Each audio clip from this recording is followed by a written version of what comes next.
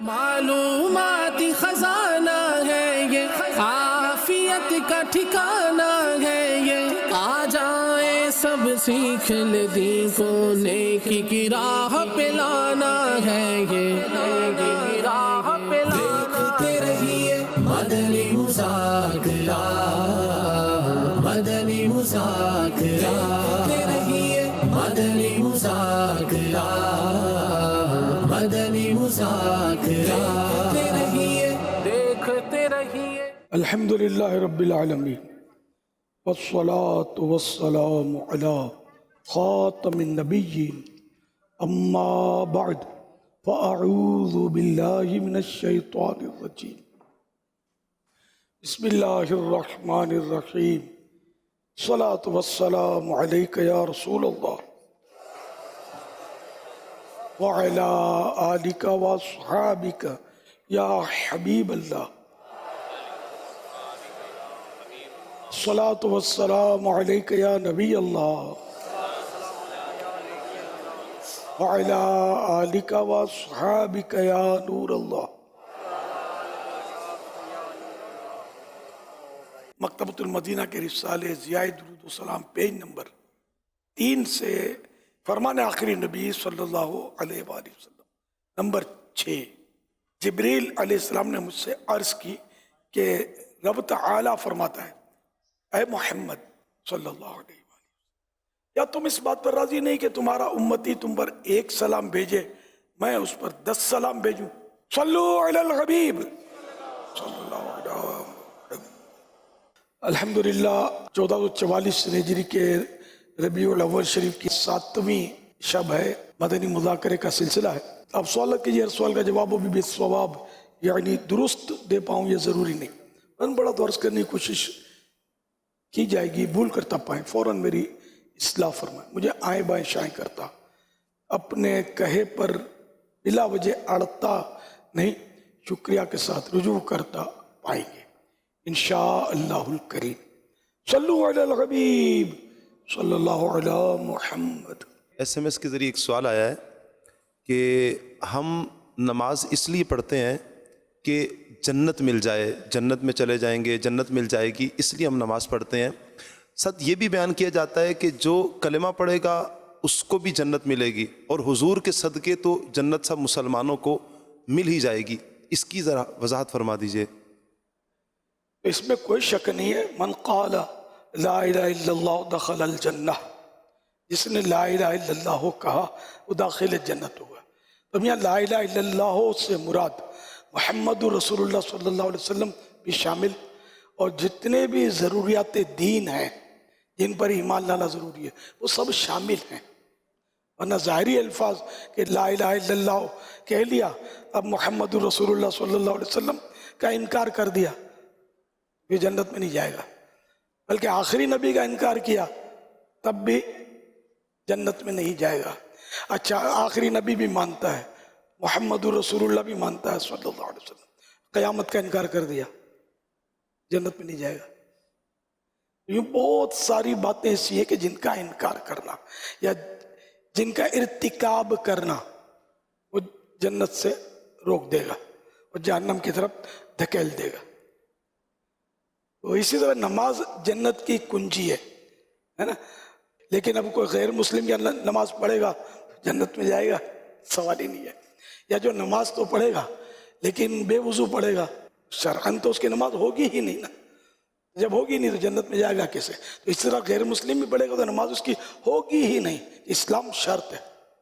تو یوں ایک حدیث کو لے کر مطلب یہ کہ اس سارے معاملات کو چھوڑ دینا یہ نہیں ہوتا کہ احادیث مبارکہ میں بڑی گہرائی ہوتی ہے، بعض تو سمپل مطلب ہوتی ہے، معاملہ کے سمجھ جاتا آدمی کہ وہ ایک مخصوص چیز کے ہوتی ہے، بعض میں بڑی گہرائی ہوتی ہے۔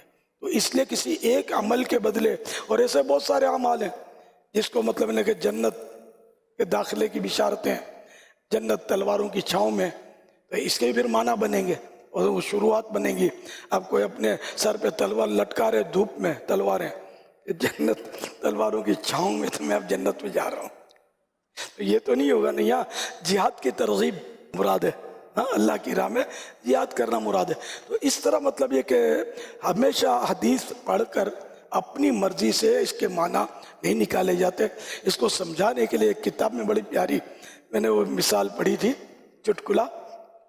ایک شخص نے وہ اپنے ساتھ کتا رکھا تھا, نماز میں خود باندھ لیا تھا رسی اپنے ساتھ اور نماز پڑھ رہا تھا. تو کسی نے اس کو بولا کہ یہ کیا تک ہے یار؟ اس نے کہا کیوں؟ میں نے وہ حدیث سنی ہے نماز میں کلب کو حاضر رکھو.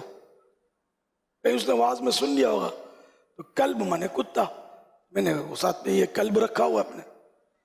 اس نے اصل مسئلہ تھا کہ نماز حضور قلب سے پڑھو, نماز میں قلب کو حاضر رکھو.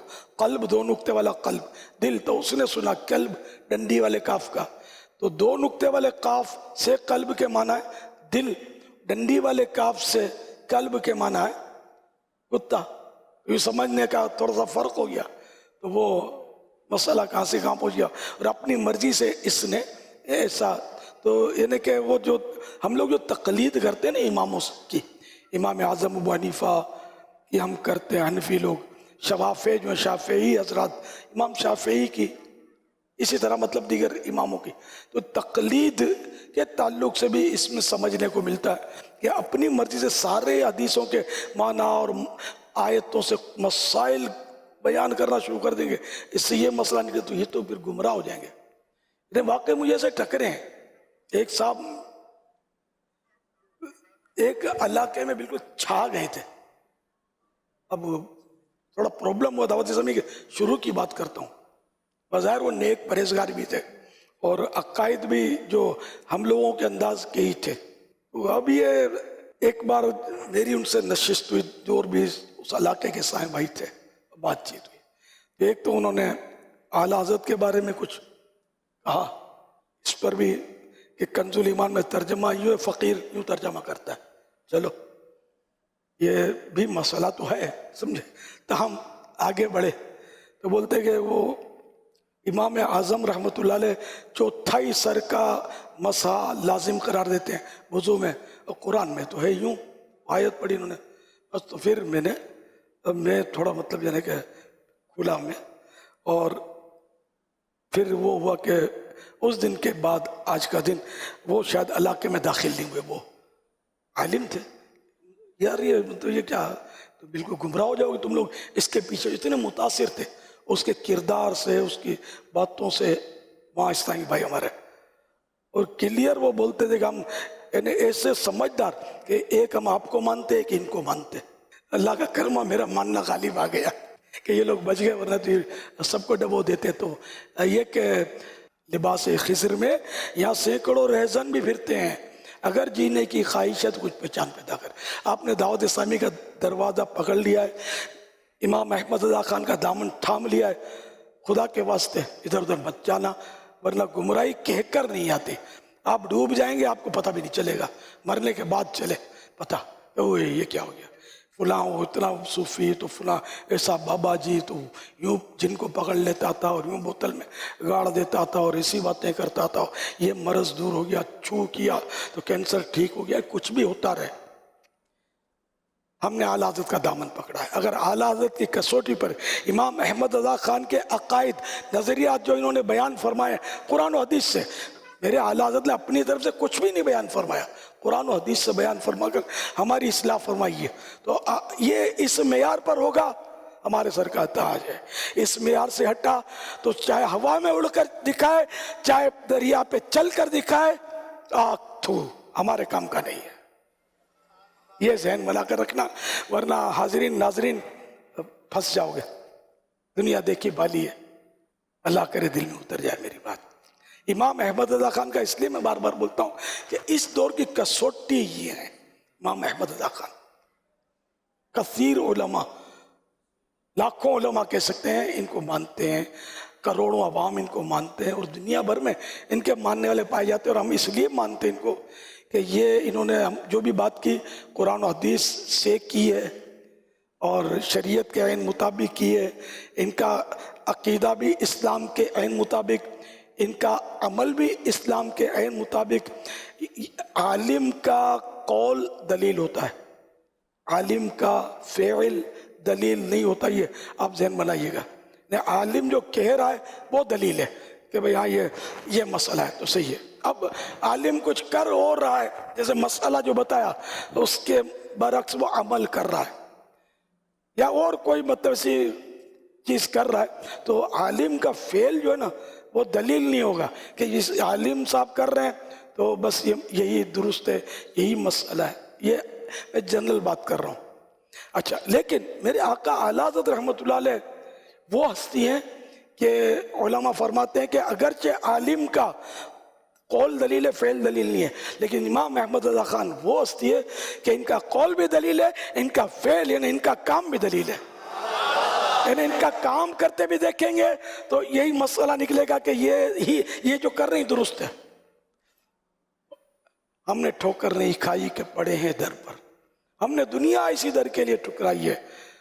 تو بس میں نے جو عرض کر دیا، جو مجھ سے محبت کرتے ہیں بس تو وہ دعوت اسلامی میں ہیں بھی یا نہیں بھی ہیں، تو بس اعلیٰ حضرت امام اہل سنت مولانا شاہ امام محمد رضا خان کی تعلیمات سے پیچھے مت جانا. اتنی مہربانی کر رہا، آپ اسی میں انشاءاللہ جنت میں چلے جاؤ گے، اعلیٰ حضرت کے پیچھے پیچھے چل کر انشاءاللہ. اپنے آقا کے قدموں میں رہیں گے، پیچھے چلیں گے. یہ اعلیٰ حضرت غوث پاک کے دربار میں ہمیں پیش کریں گے. غوث پاک اپنے نانا جان صلی اللہ علیہ وسلم کی طرف رہنمائی فرمائیں گے اور باغ جنت میں محمد مسکراتے جائیں گے، پھول رحمت کے جھڑیں گے، ہم اٹھاتے جائیں گے. صلو علی الحبیب صلی اللہ علی محمد. اس وقت ہم اخروٹ کے درخت کے نیچے موجود ہیں. یہاں پر کافی مقدار میں اخروٹ پائے جاتے ہیں. آپ سے سوال یہ کرنا تھا کہ بعض اوقات اخروٹ خشک ہو کے خود بخود نیچے گر جاتے ہیں اور راستے میں چلتے ہوئے کئی لوگ اٹھا کر اسے کھا لیتے ہیں، اور یہاں پر عرف یہ ہے کہ لوگ اسے معیوب نہیں سمجھتے، تو ایسا کرنا کیسا ہے؟ اب جیسے کسی کے پرائیویٹ ہیں یہ درخت اور اس کا پھل گر جاتا ہے، اخروٹ ہو یا کوئی چیز ہو، وہ گر جاتے ہیں، تو جن کا ہے وہ اٹھاتے نہیں ہیں، اور کوئی اگر لے جائے تو وہ دیکھتے بھی ہیں تو کچھ بولتے نہیں. تو اس طرح کا اگر کہیں کا معمول ہے تو لوگ جو گرے میں اٹھا سکتے ہیں، توڑ نہیں سکتے اب بھی، جب تک صراحتاً وہ مالک اجازت نہ دے. کھلے لفظوں میں جو توڑ کر لے جانا چاہے وہ بھی لے لے. یہاں بھی یہی مطلب جس کو پتہ ہے کہ توڑ کر اجازت دی ہوئی ہے تو وہ لے گا تو اس کے لیے جائز ہوگا. جس کو پتہ نہیں ہے وہ توڑے گا تو پھر وہی اس نے چوری کا ارادہ کیا، وہ گناہگار ہوگا. صلو علی الحبیب صلی اللہ علی محمد. اسلامی بہنیں یہ پوچھ رہی ہیں کہ آنکھوں کا مسئلہ ہے، دعا بھی فرما دیں اور ساتھ کوئی وظیفہ ارشاد فرمائیں. اور ساتھ ایک اور بڑا خوبصورت سا کمنٹ آیا ہے کہ آپ اپنی پسندیدہ نعت شریف سنا دیں. ہر نماز کے بعد سر پہ ہاتھ رکھ کر سانس روک کر ایک ہی سانس میں یا نورو یا نورو یا نورو یا نورو یہ 11 مرتبہ پڑھنا ہے. پھر اپنی 10 انگلیوں پر چھو کر کے آنکھوں پر پھیر لیں، انشاءاللہ آنکھوں کا نور سلامت رہے. اور میری پسند کی نعت، کوئی ایسی نعت بھی ہے جو پسند نہ ہو. آقا کی تعریف تو ظاہر پسند ہی پسند ہے، لیکن اشعار، بندش، اس کی بہت سارے مطلب یعنی کہ کلام، ایک ہی کلام ظاہر پسند یعنی کہ اس انداز جو آپ پوچھنا چاہیں اس کے حساب سے ہو، یہ ضروری نہیں ہے. کئی کلام ہوتے ہیں. ایک شعر سنا دیتا ہوں. میری زندگی کا سب سے پہلے میں نے جو نعت شریف پڑھی تھی مائک پر، چمک تجھ سے پاتے ہیں سب پانے والے، چمک تجھ سے پاتے ہیں سب پانے والے، میرا دل بھی چمکا دے چمکانے والے، میرا دل بھی چمکا دے چمکانے والے. صلو علی الحبیب صلی اللہ علی محمد. سیدی ایک سوال ہے کہ کیا کنوارا لڑکا یہ دعا پڑھ سکتا ہے؟ رب اجعلنی مقیم الصلاۃ ومن ذریتی ربنا وتقبل دعا. ذریت جو ہے، اولاد جو ہے، یہ اس میں تو کوئی حرج نہیں ہے کہ ذریت موجود ہے تو ہی اس کے آنے والوں کے لیے بھی تو دعا مانگی جا سکتی ہے نا. ہم عیسیٰ علیہ السلام کیا کرتے ہیں؟ قیامت تک جو آئیں گے ان کو بھی ثواب پہنچے. عیسیٰ علیہ السلام ہے تو دعا کا ہی مطلب جز، یوں حرج تو نہیں ہے مانگنے میں. صلو علی الحبیب صلی اللہ علی محمد. سوشل میڈیا کے ذریعے ایک سوال یہ آیا ہے کہ پیارے آقا صلی اللہ تعالیٰ علیہ وآلہ وسلم کی جو سنتیں ہوتی ہیں تو کیا ان پر مرد و عورت دونوں کے لیے عمل کرنا ضروری ہے؟ اب جیسی سنتیں ہو نا، اب داڑھی ہے مرد کے لیے، مرد نے رکھی، یہ سنت ہے، درجہ واجب ہے اس کا. اور اب عورت کے داڑھی نکل آئی، اس کے لیے مستحب ہے کہ یہ صاف کر دے، اور اگر شوہر حکم دیتا ہے تو واجب ہو جائے گا کہ اس کو صاف کرے.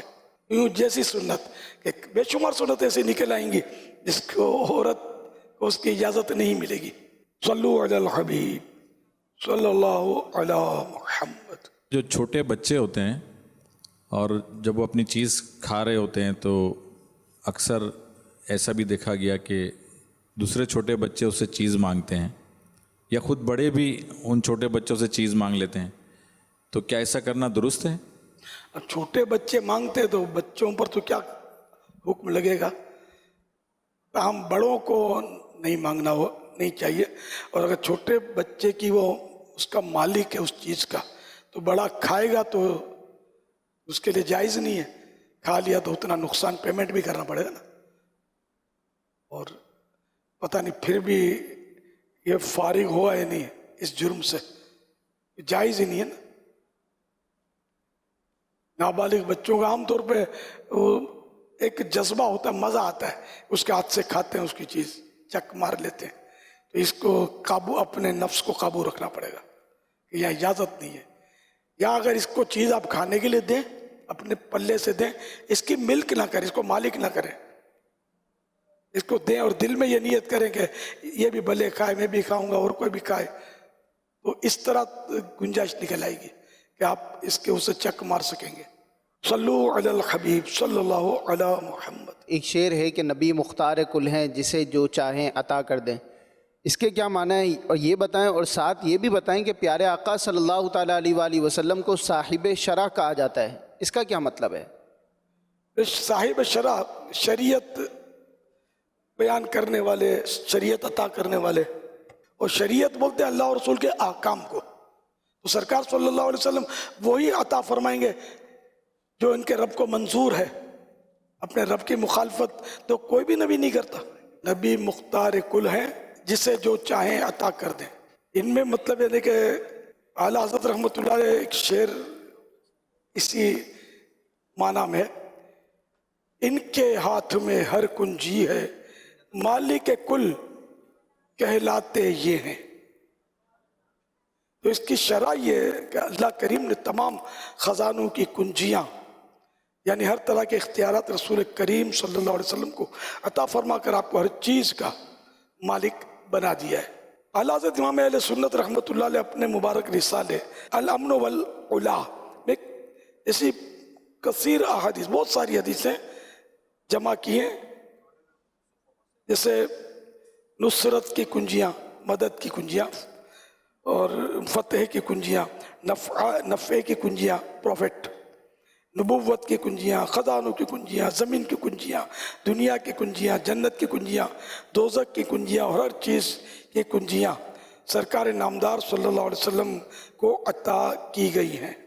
رسالہ الامن والعلا کے مضامین پڑھ لیں گے تو انشاءاللہ مطمئن ہو جائیں گے. صلو علی الحبیب صلی اللہ علی محمد. بعض لوگ کہتے ہیں بچے مانتے نہیں. عالمی مدنی مرکز میں ایک چھوٹے سے بچے کو دیکھا کہ دونوں ہاتھوں سے ہاتھ ملا رہا ہے. کیا اس سے ترغیب لی جا سکتی ہے؟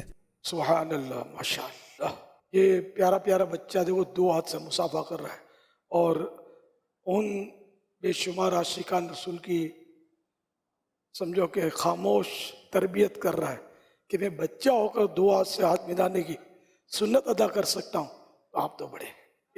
پر ان کے والد صاحب ہیں دعوت اسلامی کے ماشاءاللہ ذمہ دار، تو انہوں نے اپنے بچے کی یہ تربیت کی ہے، دو ہاتھ سے ہاتھ ملانا سنت ہے. ان کو پتہ ہے سنت ہے، اور اکثر ہمارے اسلامی بھائی بس یہ ایک ہاتھ سے ہاتھ ملاتے ہیں، ایک ہاتھ سے، یعنی میرے پاس آتے ہیں تو بعض تو سمجھانے کے باوجود تو دوسرا ہاتھ بس یوں ہوتا ہے ان کا ملا، ایک ہاتھ سے ہی رہے ہوتے ہیں۔ یہ سر جب تک ہم سیریس نہیں لیں گے نا کہ پیارے آقا صلی اللہ علیہ وسلم کی یہ سنت بھی مجھ سے نہ چھوٹے، میں نے دو ہاتھ سے ہاتھ ملانا ہے تو دو ہاتھ سے ملا لیں گے، اور ایزی لیں گے تو پھر اب بہت ساری باتیں ایزی لی ہوئی ہیں، نماز تک ایزی لی ہوئی ہے جنہوں نے، نماز کے کہاں ٹھکانے ہیں۔ تو ہمیں مطلب چاہیے کہ اعلیٰ حضرت رحمۃ اللہ علیہ نے تو دو ہاتھ سے ہاتھ ملانے کو سنت ثابت کرنے کے لیے ایک پورا رسالہ لکھا ہے، فتح رضویہ شریف میں شامل ہے وہ رسالہ، اور ایک ہاتھ سے ہاتھ ملانے کو آپ نے انکار کیا کہ یہ سنت نہیں ہے، کیونکہ بعض ایسے ایک ہے طبقہ جو ایک ہاتھ سے ہاتھ ملانے کو معاذ اللہ سنت سمجھتا ہے، تو اعلیٰ حضرت نے حدیثوں کے ذریعے اس کی مطلب اس کا رد کیا کہ نہیں، دو ہاتھ سے سنت ہے الحمدللہ۔ تو بہرحال یہ کہ اس سنت کو بھی زندہ کریں، اپنے اوپر بھی نافذ کریں، اور اس ننھے منھے مستقبل کے مبلغ اللہ کرے جیے، تندرست رہے اور اطاعت گزار بنے، اور مبلغ دعوت اسلامی عالم باعمل مفتی اسلام بنے۔ اس کا ابھی سے یہ خاموش پیغام، اس کو نہیں پتا کہ یہ چل رہا ہوگا اور میرا یہ یوں یوں ہوگا، اس کو بیچارے 2 ڈھائی 3 سال کے ہوں گے یہ، تو باپ کی تربیت کو سلام ہے، آپ بھی اپنے بچوں کی یہی تربیت کریں۔ ایک ہاتھ بچوں کو بولتے ہیں نا سلام کر، تو منہ سے نہیں بولتا، خالی یوں ہاتھ نکال دیتا ہے، یہ طریقہ غلط، اس کو منہ سے بولے السلام علیکم۔ اب جیسا بھی بولے، باپ کون سا صحیح بول رہا ہے آج کل؟ بہت کم ہی باپ ہوں گے جو السلام علیکم کا صحیح تلفظ بول سکتے ہوں گے، ان کو تو بولنا ضروری ہے، بڑوں کو تو بچوں کو بہرحال لے کے السلام علیکم کہنا سکھائے۔ سلام کر کے مانے ہاتھ ملانا نہیں ہے، سلام منہ سے ہوتا ہے، ہاتھ سے نہیں ہوتا۔ السلام علیکم کہے اور پھر 2 ہاتھ بڑھائے، ایک ہاتھ بڑھائے گا اگر عادت ڈالیے تو بار بار آپ اس کو 2 ہاتھ اٹھا کے دوسرا ہاتھ اٹھا کے دینا پڑے گا، تو 2 ہاتھ سے ملانا سیکھے گا انشاءاللہ، جیسے یہ مدنی منہ کر رہا ہے۔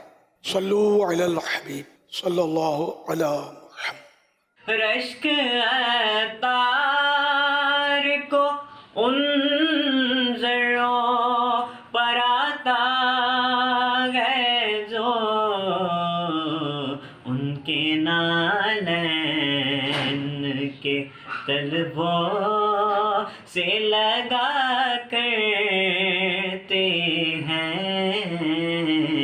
اپنے امام شریف پر نالین پاک سجاتے ہیں اور اسی حالت میں نماز ادا کرتے ہیں، تو اس صورت میں نالین پاک زمین پر لگتا ہے، تو ایسا کرنا کیسا ہے؟ ماشاءاللہ، یہ کہ ظاہر ہے کہ نالین پاک زمین پر اس طرح امام شریف سے زمین پر جاتا ہے تو یوں مزہ تو نہیں آتا، ادب یہی سمجھ میں آتا ہے کہ نالین پاک اس وقت نکال کے ادب کی جگہ رکھ دے یا جیب میں رکھ دے، جیب میں رکھنے میں رسک ہوتا ہے، اس میں پن ہوتی ہے نا، کھلی رہ گئی تو زخمی ہو سکتے ہیں آپ، یا کوئی ساتھ میں ڈیبیا رکھ لیں، ایسی ڈیبیا میں اس کو پلاسٹک کی تھیلی جو ہوتی ہے وہ تو اس کو نالین پاک کے ساتھ جو کلپ پن ہوتی ہے نا وہ شاید آپ کو آزمائش پہ ڈال سکتی ہے، ڈبی نمازوں کے ٹائم پہ نہ لگائے۔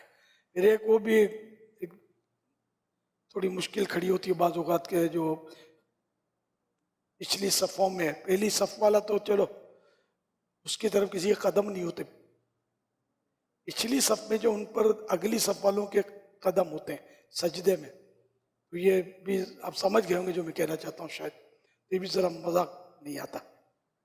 پھر یہاں کا نالے پاک بھی ایسے موقع پر اتارنا چاہیے تاکہ وہ کسی کے پاؤں، جس طرح مدنی قافلوں والے سوئیں تو اپنا تعویذ اگر ہے تو وہ بھی اتار کر محفوظ کر لے، کہ قافلوں میں جگہ اس طرح بعض اوقات ہوتی ہے مساجد میں ایک دوسرے کے قدموں کی سیدھ میں بھی سوتے ہوں گے، یہ کہ اب تعویذ میں آیتیں وغیرہ لکھی ہوتی ہیں اس کی طرف پاؤں نہ ہوں، ادھر کسی کے بیگ کی طرف پاؤں نہ ہوں، کہ مدنی قافلے والوں کا تو شاید ہی کوئی بیگ ایسا ہوگا جس میں کوئی نہ کوئی اسلامی لٹریچر نہ ہو، کوئی رسالہ نہ ہو، تو یہ کہ پاؤں ہوں گے اس میں بادب نصیب۔ اب یہ تو کوئی بہت زیادہ ادب میں سمجھتا ہوگا اس پر عمل کرے گا، ورنہ تو وہ سب سن بھی نہیں رہے ہوتے، سارے سنتے ہیں تو سنی انسنی کر دیتے ہیں، ایزی لیتے ہیں اس کو، یہ سمجھتے ہوں کہ مجھے نہیں کہہ رہے، کسی اور کو سمجھا رہے، آپ کو سمجھا رہا ہوں، جو ایسا کرتے ہیں ان کو سمجھا رہا ہوں۔ یہ میرے ساتھ حاجی رضا تھے، بہت پرانی بات ہے، جب ظاہر یہ چھوٹے تھے، اس وقت جتنے اتنے بڑے نہیں تھے، ہم امارات میں تھے اور یہ بھی آئے ہوئے تھے، میرے ساتھ آئے تھے، پیچھے آئے تھے، تو یہ کوئی بات اسی طرح کا ادب کی لی، انہوں نے بولا کہ میں تو تعویذ بھی کسی کے گلے میں ہو نا، اس کی طرف پاؤں نہیں کرتا، اتار دو، سائڈ میں رکھ دو۔ یہ بس سوچیں ہوتی ہیں، ادب کی نصیب والوں کا حصہ ہے، اللہ ہم سب کے نصیب اچھے کرے اور ادب والی سوچ عطا کرے۔ صلو علی الحبیب صلی اللہ علی محمد۔ سیدی ایک سوال آیا ہے، مسلمان اور مومن میں کیا فرق ہے؟ مسلمان اور مومن ایک ہی لفظ ہے یوں، البتہ مومن کامل کی کئی احادیث میں تذکرہ ہے، جہاں کہا جاتا ہے نا کہ وہ شخص مومن نہیں ہے، تو اس سے مراد ہوتا ہے کہ کمپلیٹ مومن نہیں ہے، اعلیٰ درجے کا مومن نہیں ہے، ورنہ بعض جگہ یہ کہ لفظ مومن آتا ہے قرآن کریم میں، تو اعلیٰ حضرت رحمۃ اللہ نے اس کا ترجمہ مسلمان ہی کیا ہے۔ مسلمان عربی لفظ نہیں ہے، عربی لفظ ہے مسلم، تو جیسے کہ وہ ہے انما المؤمنون اخوہ، تو اس کا ترجمہ یہی کیا ہے، مسلمان بھائی بھائی ہیں۔ صلو علی الحبیب صلی اللہ علی محمد۔ میرے اہل سنت کی بارگاہ میں عرض ہے کہ پنجابی چ کہندے نے گون بنا شادی نہیں سجدی تے رون بنا میت نہیں سجدی۔ جدوں تک گاواں گے نہیں تے لوکاں نوں پتہ کیویں چلے گا کہ انہاں دے گھر شادی ہے، تے نالے جدوں تک روواں گے نہیں تے لوکاں نوں کیویں پتہ چلے گا کہ انہاں دے گھر فوتگی ہوئی ہے۔ میرے اہل سنت سے عرض ہے، آپ اس بارے میں کیا ارشاد فرمائیں گے؟ شادی میں صرف گانے کے ذریعے پتہ چلے گا کہ شادی ہے؟ مسجد میں جو نکاح ہوتا ہے، لوگ جمع ہوتے ہیں، دولہا گجرے پہنتا ہے، شادی کے کارڈ میں بھی لکھا ہوتا ہے کہ فلاں جگہ یا فلاں مسجد یا فلاں حال میں شادی ہوگی، تو جہاں مسجد میں شادیاں ہوتی ہیں تو گانا تو نہیں بجتا، پھر بھی پتہ ہوتا ہے کہ لوگوں کو، پھر جو ولیمے کی دعوت یا کھانے کی دعوت حال بک کر کے جو کھلایا جاتا ہے اور بہترین ڈشیں وہاں ہوتی ہیں، بھی تو پتہ چلتا ہے کہ شادی ہے۔ خالی گانے سے ہی پتہ چلتا ہے ایسا نہیں ہے، اور اسی طرح میت میں روئیں گے نہیں تو پتہ نہیں چلے گا، ایسا بھی نہیں ہے۔ رونا آئے تو آنسوؤں سے رونے میں کوئی حرج نہیں ہے، لیکن اگر کوئی نہیں بھی روتا تو اس کا منہ پھول جاتا ہے، غم زدہ ہوتا ہے، اس کے ظاہر ہے کہ وہ صدمے کا اظہار چہرے سے ہوتا ہے، تو یوں پتہ تو چل جاتا ہے بھائی کیا ہوا، فلاں کا انتقال ہو گیا۔ جنازہ آنسوؤں سے تو نہیں اٹھتا، ہاتھوں سے اٹھتا ہے، کندھوں پہ۔ جنازہ دیکھ کر سب کو پتہ چل جاتا ہے کہ یہ کسی کا انتقال ہوا ہے۔ جیسے اس میں جو اس طرح کی جو باتیں کرتے ہیں، یہ چرب زبانی جس کو کہتے ہیں، کہ یہ بولنے کو بولتے ہیں نا، ذرا یہ اس کو کیا کہیں گے؟ یہ سوال جس نے کیا نا، جی یہ تو بیچارے ہو سکتا ہے کہ دوسروں کو سمجھانے کے لیے کہا ہو، اس کو ہم ڈیڑھ ہوشیاری کا نام دے دیتے ہیں، 1.5۔ شاید کسی کو یوں لگے کہ یار میرا کھاتا تبدیل ہو گیا ہے، مجھے وہ عقل مند نہیں کہہ رہا، ڈیڑھ ہوشیار کہہ رہا ہے۔ صلو علی الحبیب صلی اللہ علی محمد۔ امیر علیہ سنت کی بارگاہ میں یہ سوال ہے کہ اگر کوئی شخص اپنے آپ کو خواب میں گناہ کرتا ہوا پائے تو کیا اس کے نامہ اعمال میں گناہ لکھ دیا جاتا ہے؟ جواب عنایت فرما دیں، اور میرے لیے، میرے گھر والوں کے لیے بخشش کی دعا فرما دیں، جزاک اللہ خیر۔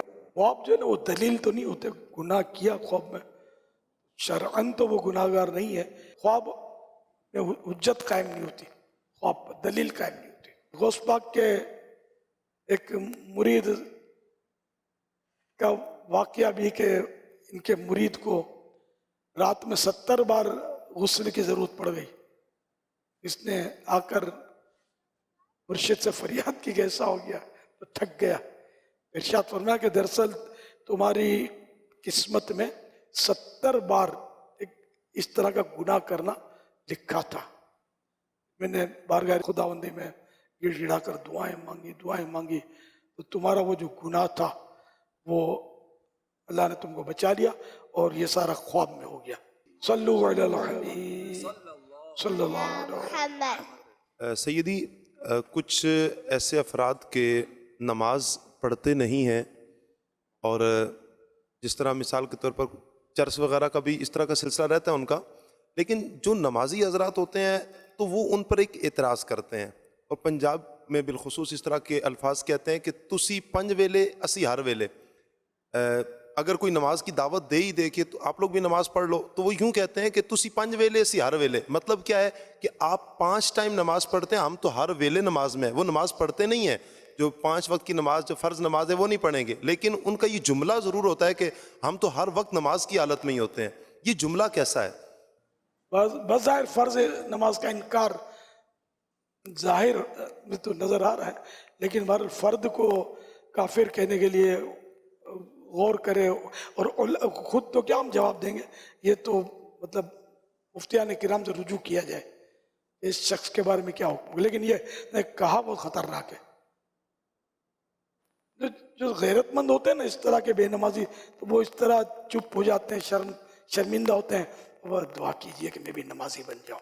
یہ سعادت مند لوگ ہوتے ہیں، باقی یہ اس طرح کی الٹی سیدھی ہانکتے ہیں نا اپنی ہوشیاری، یہ بعض اوقات ایمان سے ہاتھ دھو بیٹھتے ہیں، یا بول دیں گے چھٹی کا دن ہو، اور آپ نے کہا کہ نماز کے لیے آج چھٹی کا دن ہے، نماز کی بھی چھٹی ہے۔ اب یہ کہا تو ظاہر ہے کہ نماز تو فرض ہے، اس کی چھٹی تو ہے ہی نہیں، 5 وقت کی فرض ہے، یہ بھی کفر ہے واقعی۔ نہیں تو یہ تو کہہ رہے نا چھٹی ہے نماز کی، آج فرض کا انکار کر دیا نا۔ صلو علی الحبیب صلی اللہ علیہ وسلم۔ پیارے مرشد دی بارگاہ سوال عرض ہے کہ حضرت حسان رضی اللہ تعالیٰ عنہ تو علاوہ میرے آقا دو جہاں صلی اللہ تعالیٰ علیہ وسلم دی بارگاہ کنے صحابہ کرام سن جڑے اشعار دی صورت آقا علیہ الصلوۃ والسلام دی نعت خوانی کردے سن؟ سبل الہدا والرشاد میں امام ابن سید الناس رحمۃ اللہ علیہ نے نبی کریم صلی اللہ تعالیٰ علیہ وآلہ وسلم کی شان میں نعت کہنے والے 200 سے زیادہ صحابہ کرام علیہ رضوان کے مبارک ناموں اور ان کے اشعار پر ایک کتاب لکھی ہے، منہ المدح، یعنی بارگاہ رسالت میں مدحتوں مطلب تعریفوں کے نذرانے۔ صلو علی الحبیب صلی اللہ علی محمد۔ ایک سوال یہ آیا ہے کہ قرآن پاک کی یہ آیت وَأَمَّا بِنِعْمَةِ رَبِّكَ فَحَدِّثْ، اس کا کیا مطلب ہے؟ وَأَمَّا بِنِعْمَةِ رَبِّكَ فَحَدِّثْ، اور اپنے رب کی نعمت کا خوب چرچا کرو۔ یہاں نعمت سے مراد وہ نعمتیں ہیں جو اللہ پاک نے اپنے حبیب صلی اللہ علیہ وسلم کو عطا فرمائی، اور وہ نعمتیں بھی مراد ہیں جن کا اللہ پاک نے حضور پرنور صلی اللہ علیہ وسلم سے وعدہ فرمایا ہے۔ اور نعمتوں کا چرچا کرنے کا اس لیے حکم فرمایا ہے کہ نعمت کو بیان کرنا شکر گزاری ہے۔ تو اس آیت مبارکہ وَأَمَّا بِنِعْمَةِ رَبِّكَ فَحَدِّثْ سے حاصل ہونے والی مزید معلومات تفسیر سیرات الجنان میں یوں ہے کہ نمبر 1، مسلمانوں کو اپنی صورت و سیرت اسلامی رکھنی چاہیے کہ اس سے اللہ پاک کی عظیم نعمت یعنی اسلام کا اظہار ہے۔ اسلام بھی بہت بڑی نعمت ہے اللہ پاک کی یقیناً۔ تو صورت سیرت اسلامی ہوگی، صورت اسلامی، سیرت یعنی چال ڈھال، رہنا سہنا، بات چیت، رفتار گفتار، کردار سارا سنتوں کا آئینہ دار ہوگا، نیکوکار ہوگا بندہ، اور عشق رسول میں ڈوبا رہتا ہوگا، خوف خدا سے لرزتا ہوگا، جتنا ہو سکے اس کا مطلب ہے کہ یہ بندہ ایک اچھا مسلمان جس کو کہتے ہیں با کردار با اخلاق ہوگا۔ تو اس سے اسلام کی نعمت ظاہر ہوگی کہ یہ مطلب سارا اسلام ہے، جیسے یہ بیان ہو رہا ہے یہ بھی یہ اسلام ہی ہے جو بیان ہو رہا ہے اس وقت، ورنہ اسٹیج ڈراموں پر بھی کچھ نہ کچھ بیان کیا جاتا ہے، وہ جو بھی ہوتا ہے سب سمجھ سکتے ہیں، تو وہ اسلام کا اظہار نہیں ہے نا، وہ بارہا وہ تو اسلام کی مخالفت کا ہی اظہار ہوتا ہے اس میں۔ نمبر 2، میلاد شریف 11ویں شریف اور بزرگان دین کا عرس منانا بہترین اعمال ہیں کہ یہ حضرات اللہ تعالیٰ کی نعمت ہیں۔ جن کا میلاد مناتے ہیں وہ بھی اللہ کی نعمت، جن کی 11ویں مناتے ہیں وہ بھی اللہ کی نعمت، اور دیگر بزرگوں کا جو ہم عرس مناتے ہیں تو عرس بزرگوں ہی کا منایا جاتا ہے. تو یہ حضرات جو ہیں یہ اللہ کی نعمت ہے. غوث پاک یہ بھی اللہ پاک کی نعمت ہے. امام احمد رضا خان یہ بھی اللہ پاک کی نعمت ہے.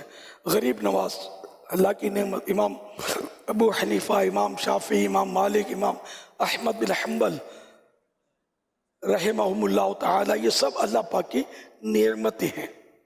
تو میلاد و عرس میں حضور پرنور صلی اللہ علیہ وسلم کی ولادت اور اللہ پاک کے اولیاء کا چرچا ہے. نمبر 3، حضور اقدس صلی اللہ علیہ وسلم کی نعت گوئی، یعنی نعت پڑھنا، نعت لکھنا.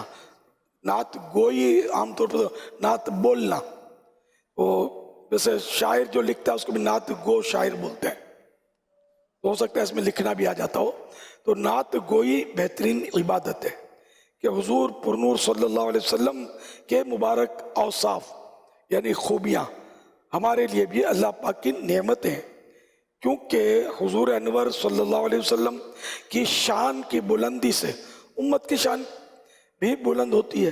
تو سرکار دو عالم صلی اللہ علیہ وسلم کے اوصاف و کمالات، آپ کی خوبیاں، آپ کے فضائل، آپ کے کمالات جو اللہ پاک نے آپ کو عطا کیے، تو ان کا ذکر کرنا یہ اللہ پاک کی نعمتوں کا چرچا کرنا، یعنی اللہ پاک کی نعمتوں کا بیان کرنا ہے. اور نعمت کا ذکر بھی شکر نعمت ہے. صلو علی الحبیب صلی اللہ علی محمد. محفل میلاد کے اندر سننے والوں کے لیے اور سنانے والوں کے لیے کیا آداب ہیں؟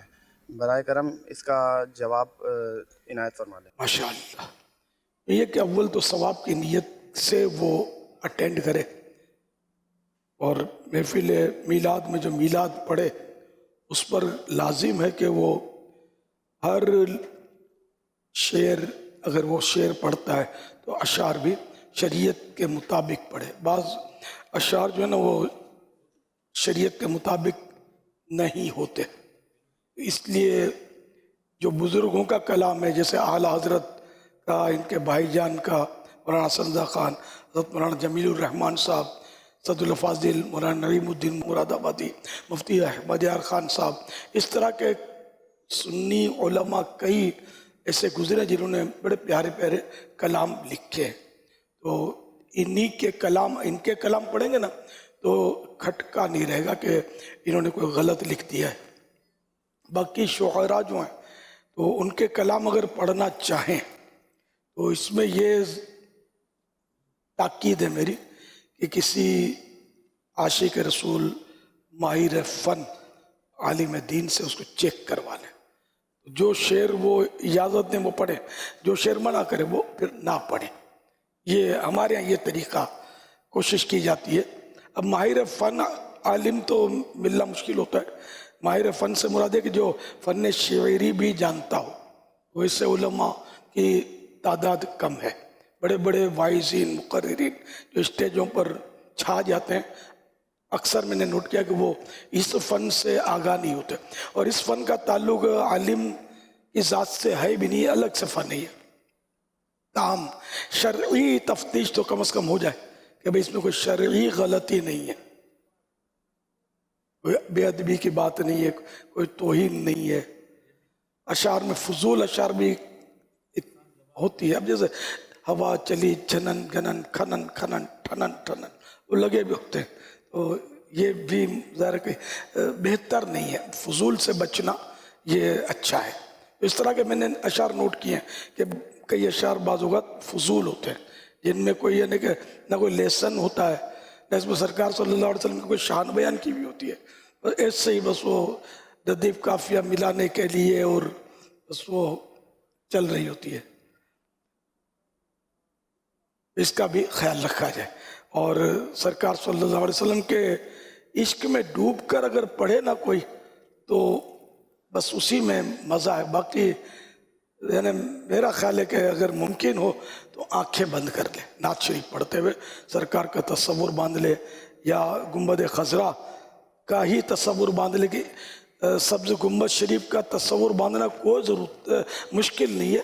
ابھی آپ توجہ جائے گی تو آپ کو سبز گنبد محسوس ہونے لگے گا کہ تصور میں نظر آئے گا، تصویریں اس کی اتنی عام ہیں اور دیکھتے رہتے ہیں، اور کئی ہیں کہ جو حج عمرہ یہ بھی سعادت پائے ہوئے ہوتے ہیں. تو اس لیے اچھا پھر اس کے لیے آنکھیں بند کرنا مناسب ہے. اب بعض ناتخوان آسمان کی طرف دیکھ کر پڑھ رہے ہوتے ہیں، ہم خدا جانے وہاں کیا ڈھونڈ رہے ہوتے ہیں، وہاں یا بادلوں کی طرف یوں دیکھ کر پڑھنا عجیب سا لگتا ہے. مطلب سرکار کی ہم ثنا خوانی کر رہے ہیں.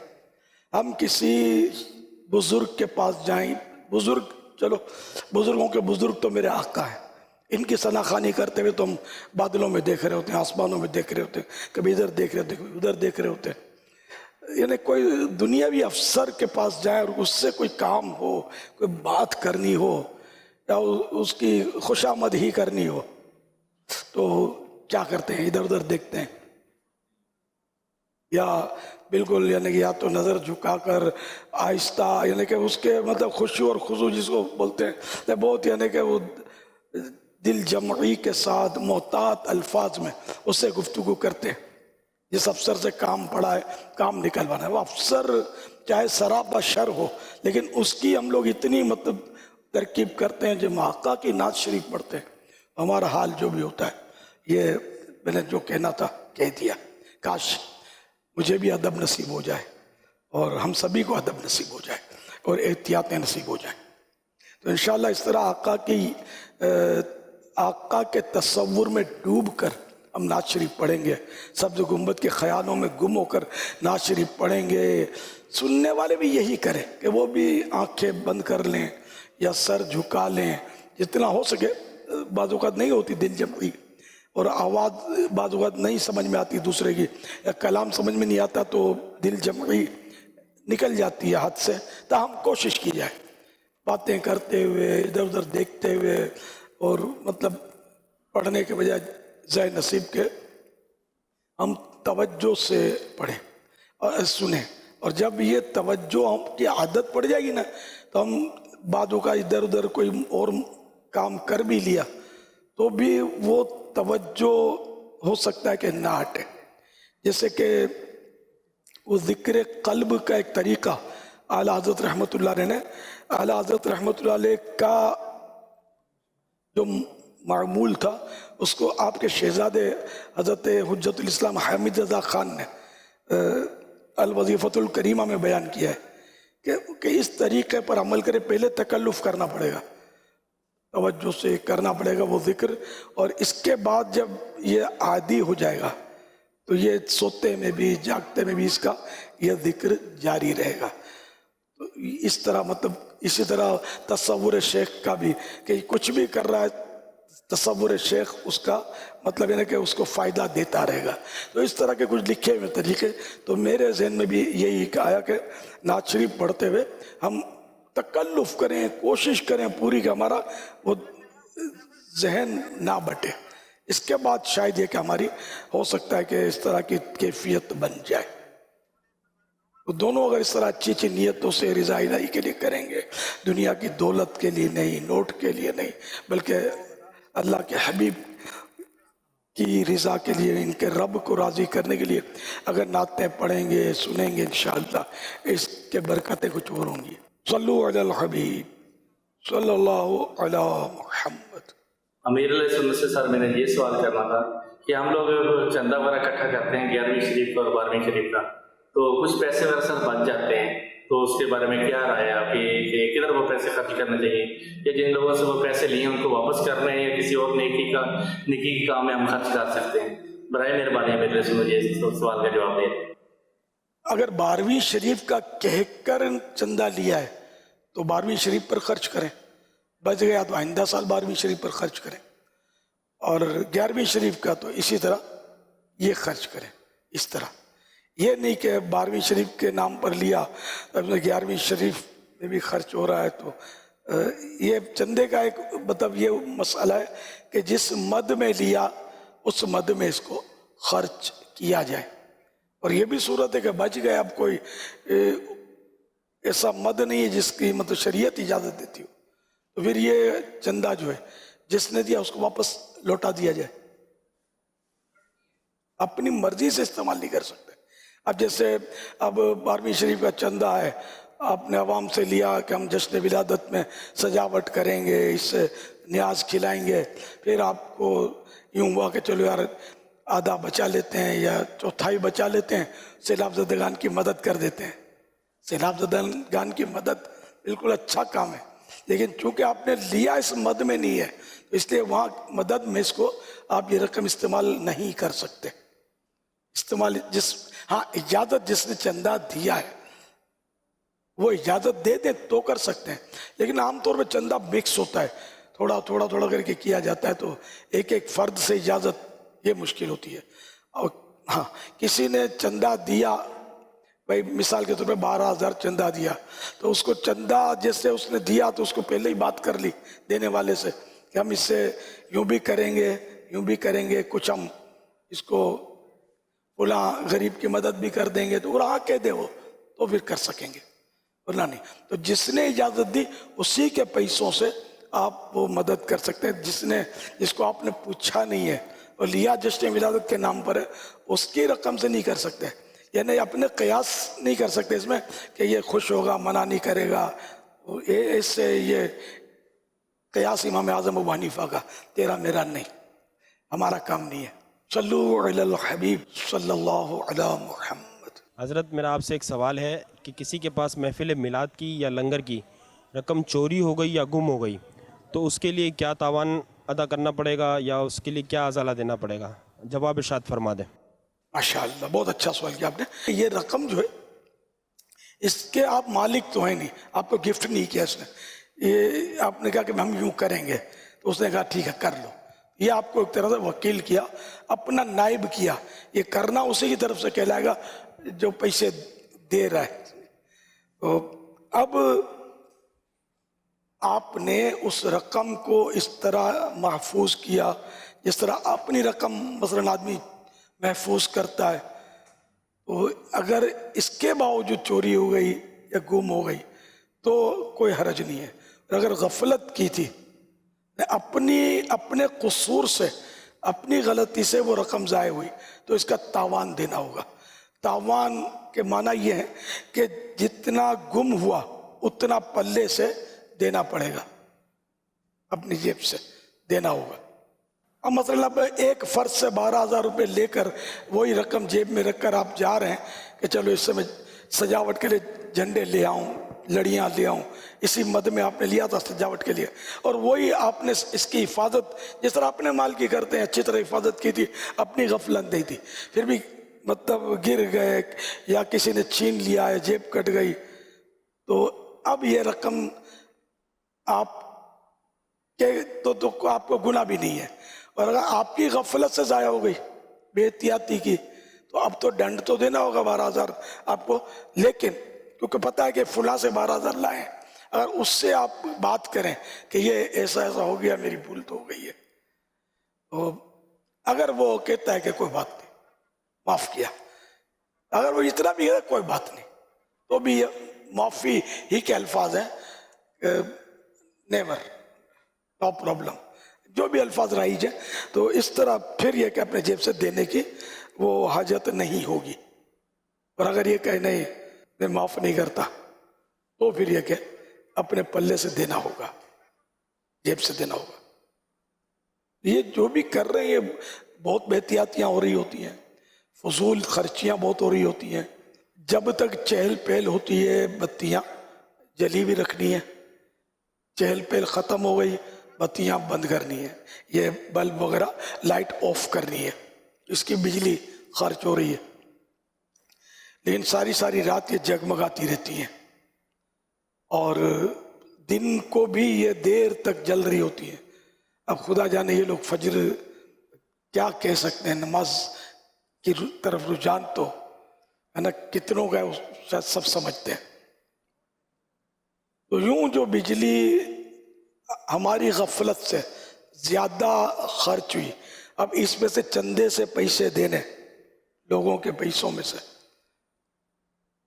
ہر ایک گناہ کا کام ہے، بلکہ اپنا ذاتی بھی ہے خرچ، تو اس کو بھی ضائع کرنا جائز نہیں ہے. جب تک ضرورت ہے وہ بلب روشن کیے جائیں، ایک کی ضرورت ہے ایک روشن کریں، 1000 کی ضرورت ہے 1000 آپ بلب جو ہے وہ آن کر دیں، لیکن جب ضرورت پوری ہو گئی تو اب ایک کی بھی ضرورت نہیں ہے تو ایک بھی نہیں، سب بند۔ جیسے گھروں میں بتیاں جلتی رہتی ہیں، تو اگر ضرورت ہے کہ بھئی ایک آدھ بلب روشن کرتے ہیں کہ اٹھیں گے تو مطلب کوئی جانا ہے، واش روم جانا ہے تو یہ آسانی سے جا سکتے، یہ ضرورت ہے، یا وحشت ہوتی ہے، گھبراہٹ ہوتی ہے، بچہ اٹھ جاتا ہے تو اندھیرے سے گھبراتا ہے، وہ رونا شروع کر دیتا ہے، تو اس بچے کی وجہ سے روشنی رکھی جاتی ہے، ٹھیک ہے، ضرورت ہے تو جائز ہے، ضرورت نہیں ہے تو پھر بند رکھی جائیں۔ صلو علی الحبیب صلی اللہ علی محمد۔ امیر علیہ سنت سے میرا سوال یہ ہے کہ جب جلوس آتا ہے آپ رو رہے ہوتے ہیں، باقی لوگ جلوس اور مرحبا میں خوش ہو رہے ہوتے ہیں اور نعرے لگا رہے ہوتے ہیں، لیکن آپ کی رونے جیسی کیفیت ہوتی ہے، اس کی وجہ بتا دیں۔ بزرگوں کے ایک واقعہ آیا، وہ کسی کتاب میں پڑھا تھا، غالباً محمود غزنوی رحمۃ اللہ علیہ کو ایک شخص نے دیکھا مسجد نبوی شریف میں کہ کاندھے پر مشق اٹھا کر، پہلے کندھوں پر وہ مشق میں نے بھی دیکھی ہے کہ مخصوص افراد جو ہوتے تھے وہ کندھے پر ایک مشکیزہ اٹھاتے تھے، ہوتا تھا وہ شاید وہ اینٹوں کا یا اس طرح کوئی ہو سکتا ہے میٹل کا ہوتا ہو، اور ہاتھ میں پیالے ہوتے تھے اور یوں یہ اس طرح زمزم شریف بھر کے لوگوں کو، زائرین کو پلاتے ہوتے تھے مسجد نبوی میں۔ اب نہیں ہے وہ سلسلہ، تو محمود غزنوی رحمۃ اللہ علیہ کو دیکھا کہ وہ کاندھے پر مشکیزہ رکھ کر مسجد نبوی میں زائرین کو پانی پلا رہے تھے، فقیرانہ انداز تھا۔ تو کسی نے پہچانا تو کہا کہ آپ غزنی کے بادشاہ نہیں؟ محمود غزنوی بولا میں غزنی کا بادشاہ تو غزنی کا بادشاہ ہوں، یہاں کا تو نہیں ہوں، میری بادشاہت ہوں، یہاں کا تو میں ادنا فقیر ہوں، ادنا گدا ہوں۔ تو جواب بڑا سمجھ میں آیا، ماشاءاللہ بڑا پیارا جواب ہے۔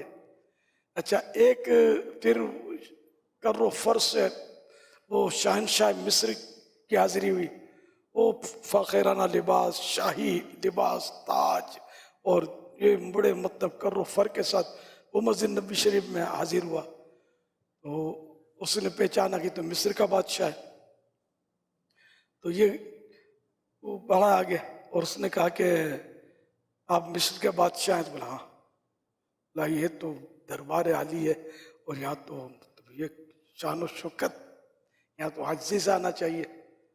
تو بادشاہ نے بھی جو جواب دیا وہ بھی سمجھ میں آنے والا تھا کہ وہ مجھے جو یہ نعمتیں جو ملی ہیں یہ انہی کے صدقے میں ملی ہیں، پیارے آقا صلی اللہ علیہ وسلم کے صدقے میں ملی ہیں، تو میں یہ اپنے ساتھ لیتا آیا ہوں تاکہ اس آقا کو دکھاؤں کہ آپ نے مجھے دیا ہے، پہن کے آیا ہوں میں۔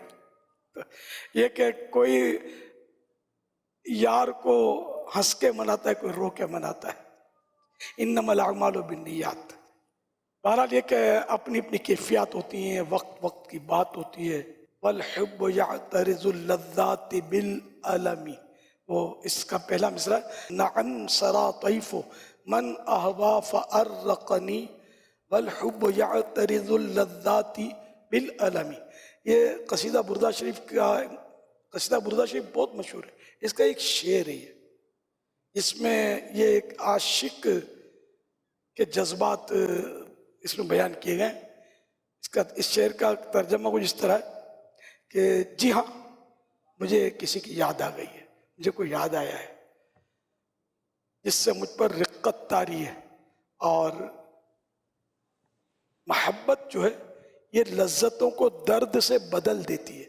تو جو حج پہ جاتا ہے، پہلی نظر کعبے کے پڑی تو کئی ایک رو پڑتے ہوں گے، بلکہ رو پڑتے ہیں۔ مدینہ شریف میں پہلی حاضری تو روئیں گے، بارگاہ رسالت میں جب جب حاضری ہوئی تو روئیں گے، بعض سرکار صلی اللہ علیہ وسلم کا ذکر سنیں گے تو رو پڑیں گے۔ اس کے علاوہ بھی اگر کسی بزرگ سے زیادہ محبت ہے کسی کو تو وہ روئیں گے۔ حضرت برکات احمد رحمۃ اللہ علیہ اعلیٰ حضرت کے پیر بھائی تھے۔ اعلیٰ حضرت نے فرمایا کہ یہ جب بھی پیر و مرشد کا نام سنتے تھے نا، یہ رو پڑتے تھے۔ ان کو اپنے مرشد سے اتنی محبت، گم تھے اپنے مرشد کی یاد میں، تو یہ کیفیات ہوتی ہے. بڑے دنوں کے بعد کوئی باہر ملک سے آئے گا, اپنے ماں باپ سے ملے گا, ہے نا, اس کو بھی ہو سکتا ہے کہ رونا آ جائے, یا جس سے محبت کا غلبہ ہو, بہت زیادہ محبت ہو, تو کبھی اس کی زیارت کرے گا, اس کو دیکھے گا تو اس کو رونا آ جائے گا, اور دیکھ کے وہ روئے گا, اپنا جو کہنا تھا وہ بھی بات وقت بھول جائے گا. یہ ہوتا ہے. بہرحال یہ کہ جلوس میلاد میں اگر آپ اس کا لطف چاہتے ہیں نا تو اس کی کوشش کریں کہ جو اشعار پڑھے جائے نا, ایک تو اپنے آپ کو سیریس رکھنا ہے. سیریس نہیں ہوتا جلوس, اچھل کود کا نام نہیں ہے. لوگ اچھل کود کر رہے ہوتے ہیں, اب یہ کوئی خوش ہو کر کوئی خوشی جس طرح مناتا ہے, لیکن ایسی اچھل کود نہ ہو کہ جس پر انگلی اٹھے, لوگ مذاق بنائیں. تو اگر آپ چاہتے ہیں آپ سے بن پڑے تو آنکھیں بند کر لیں اور سرکار صلی اللہ علیہ وسلم کے بچپن شریف کا تصور باندھیں, ولادت کا ایک تصور, اور آپ یوں تصور باندھیں کہ میں یہ جھنڈا لے کر اپنے محبوب صلی اللہ علیہ وسلم کی ولادت پر ہماری محترمہ حضرت سیدہ آمنہ خاتون رضی اللہ عنہا کو مبارکباد دینے کے لیے جا رہا ہوں.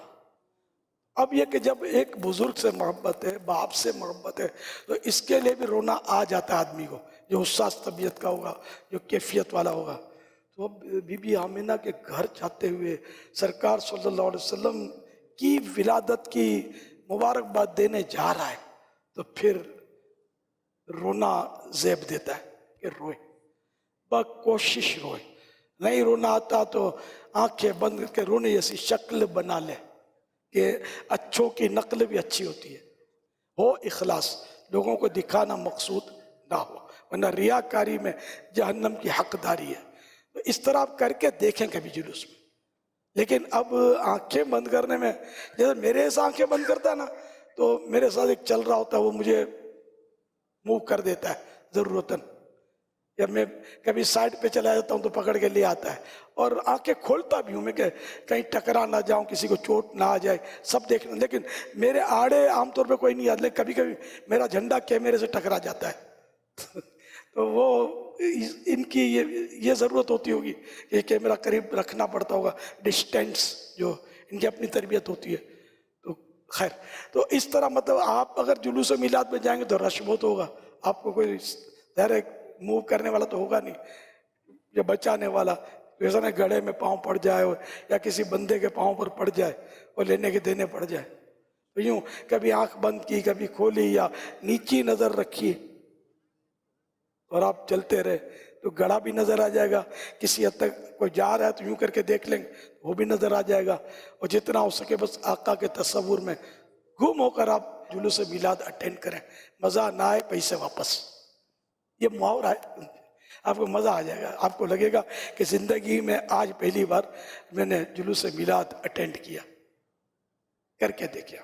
اچھا, اب یہ ایسی آزمائش ہوتی کہ جلوس کی چاروں طرف پیمائش, یہ کتنا بڑا جلوس ہے, کتنی رونق ہے, کیا ہے, یہ سب دیکھنے کو بڑا جی چاہتا ہے. لیکن الحمدللہ میں ایک دور تھا کہ جیسے کہ شہید مسجد خرادر سے ہم نکلتے تھے نشتر پارک تک چل کے جاتے تھے, میلوں کا فاصلہ ہے. تو اب خیر آنکھ کھول بھی دیتا تھا, ایسا نہیں, لیکن دیر تک بارہا ایسا تجربہ ہوا کہ میں آنکھ بند رکھتا, اور یہ چاروں طرف کی رونقیں جو جلوس کی ہوتی تھی میں اس کو دیکھنے سے کتراتا, ایوائڈ کرتا, اور میں بس آنکھیں بند کر کے وہ چل رہا ہوتا, نعتیں پڑھی جا رہی, کبھی جھومتا کبھی گھومتا, اور اس طرح الحمدللہ ایسا مزہ آتا تھا. یہ سب افسوس میرے خواب ہو گئے.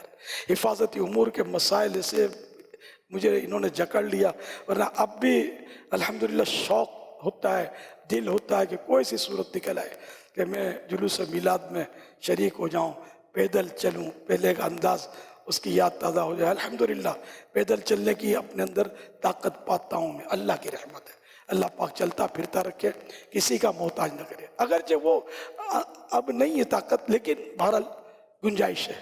کیا پتہ یہ مقبولیت کی گھڑی ہو اور ایسے حالات ہو جائیں کہ ساری دہشت گردیاں دم توڑ جائیں, اور جتنے بھی مطلب ہماری رکاوٹیں ہیں اس معاملے میں, میرے لیے رکاوٹ کیوں ہے وہ ہر ایک سمجھ سکتا ہے. میں کوئی سیاسی لیڈر نہیں کہ کوئی کرسی کی لڑائی ہے کہ اس کو ہٹاؤ تاکہ ہم مطلب کرسی جیت جائیں گے, ایسا کچھ بھی نہیں ہے. لیکن بس جو سمجھتے ہیں سمجھتے ہیں. میرا کوئی جائیداد کا کسی سے جھگڑا نہیں ہے، یہ بھی سب سمجھتے ہیں. لیکن جو اسلام کا وہ رقیبوں نے رپٹ لکھوائی ہے جا جا کے تھانے میں کہ اکبر نام لیتا ہے خدا کا اس زمانے میں. اللہ پاک مجھے اسی پر قائم رہے. جان تو ایک دن جائے گی، لیکن یہ کہ یہ میری لائن جو ہے نا مدینے کی، اللہ کرے کہ اس سے میں آگے پیچھے نہ ہٹوں. صلو علی الحبیب صلی اللہ علی محمد. سوشل میڈیا کے ذریعے کمنٹ میں ایک سوال آیا ہے کہ کچھ لوگ کہتے ہیں کہ 12 ربیع الاول کو پیارے آقا صلی اللہ تعالیٰ علیہ وآلہ وسلم کا جو برتھ ڈے ہے یہ کنفرم نہیں ہے، اس بارے میں آپ وضاحت فرمائیں. یہ تو ہر سال کہتے ہیں، تو چلو جو آپ کے نزدیک کنفرم ہو وہ بتائیں. بے شک روایتیں مختلف ہیں اس میں، لیکن 12 ربیع الاول پر کثیر اتفاق ہے، اور زمانے سے 12 ربیع الاول پر لوگ برتھڈے منا رہے ہیں. تو اس سے الگ ہو کر وہی ڈیڑھ ہوشیاری کرنے کی ضرورت کیا ہے؟ تو چلو بالفرض اگر آپ کے نزدیک کوئی زیادہ کنفرم ہے اس تاریخ کو منائیں، تو اصل منانا مقصود نہیں ہوتا، یہ اس تاریخ کو بھی نہیں منائیں گے، روکنا مقصود ہوتا ہے. تو کنفیوز کرو کہ 12 کو نہیں ہے، 12 کو نہیں ہے، پھر کون سی تاریخ ہے؟ چلو مل کے اسی تاریخ کو مناتے ہیں. تو پھر کچھ اور وہ آ جائے گا اعتراض، سمجھے. تو الحمدللہ وہ 12ویں تاریخ ہے نا، تمام ہو گئی میلاد انبیاء کی خوشی، تمام ہو گئی میلاد انبیاء کی خوشی، ہمیشہ اب تیری باری ہے 12ویں تاریخ، ہمیشہ اب تیری باری ہے 12ویں تاریخ.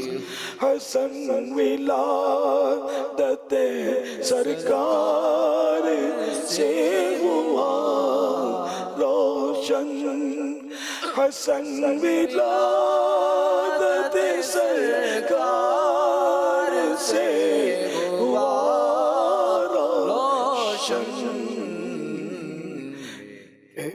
خدا کو بھی پیاری ہے 12ویں تاریخ، میرے خدا کو بھی پیاری ہے 12ویں تاریخ. صلو علی الحبیب صلی اللہ علیہ وسلم. معلومات خزانہ ہے یہ، عافیت کا ٹھکانہ ہے یہ، آ جائیں سب سیکھ لے دین کو، نیکی کی راہ پہ لانا ہے یہ، نیکی کی راہ پہ دیکھتے رہیے مدنی مذاکرہ، مدنی مذاکرہ، دیکھتے رہیے مدنی مذاکرہ، مدنی مذاکرہ.